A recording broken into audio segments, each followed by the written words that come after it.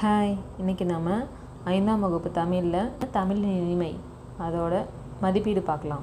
சரியான சொல்லை தெரிவு செய்து எழுதுக. களை இச்சொல் உணர்த்தும் சரியான பொருள். கரும்பு. கனி இடை இச்சொல்லை பிரித்தெழுத கிடைப்பது கனி கூட்டல் இடை. பனி கூட்டல் மலர் என்பதை சேர்த்தெழுத கிடைக்கும் சொல் பனிமலர். கீழ்காணும் சொற்களை பிரித்தெழுதுக. களை இடை கலை கூட்டல் இடை. எண்ணுயிர் எண் கூட்டல் உயிர். பெட்டியில் உள்ள சொற்களை பொருத்தி மகிழ்க. பால் பசு, சாறு கரும்பு, இளநீர் தென்னை, பாகு வெல்லம். இப்பாடலில் வரும் ஒரே ஓசையுடைய சொற்களை எடுத்து எழுதுக. சுளையும் சாறும், காய்ச்சும் சுவையும், பாலும் நீரும், எனினும். பாடலில் 2ஆம் எழுத்து ஒன்று போல் உள்ள சொற்களை எடுத்து எழுதுக. 2ஆம் எழுத்து ஒன்று போல் வரது என்னது? எதுகை.